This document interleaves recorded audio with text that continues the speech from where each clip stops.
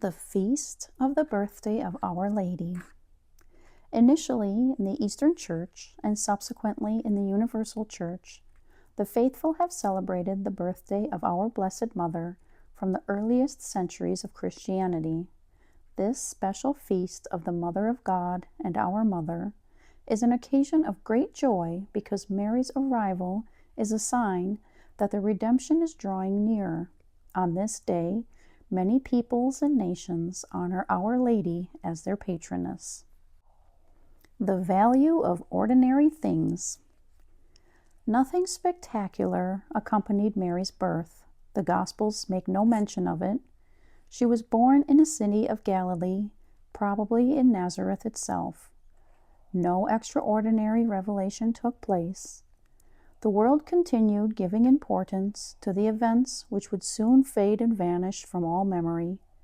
What is most important in the eyes of God often passes unnoticed by men, who commonly seek extraordinary things in order to carry out their existence.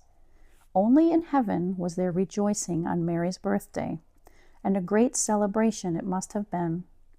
The Blessed Virgin spent many years of her life in obscurity. All Israel awaited the handmaid foretold in sacred scripture without realizing her actual presence among men. Judging from appearances, she hardly differed at all from others in the small town. She had free will and was capable of love, but she loved with an intensity hard for us to appreciate. Moreover, her desires were always in keeping with the love of God.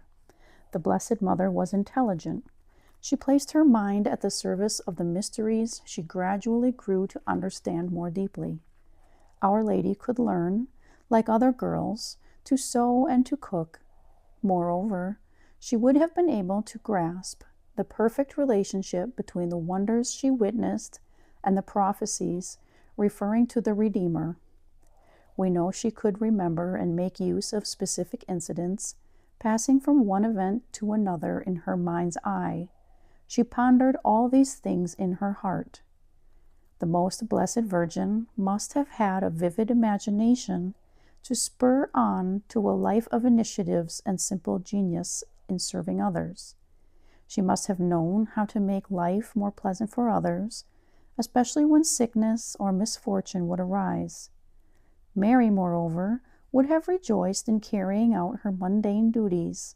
For the most part, they would be unnoticed, but she was well aware that God lovingly contemplated her while she carried out those countless daily tasks.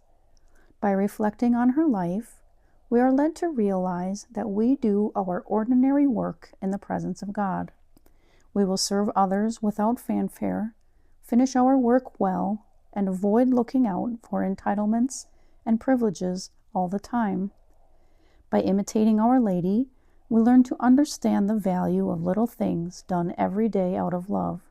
We approach with a supernatural spirit ordinary acts that normally do not stand out at all. It takes only a minute to put some household furnishing in order. Updating information on a computer is soon over and done. Making up a bed of a sick person is a brief task.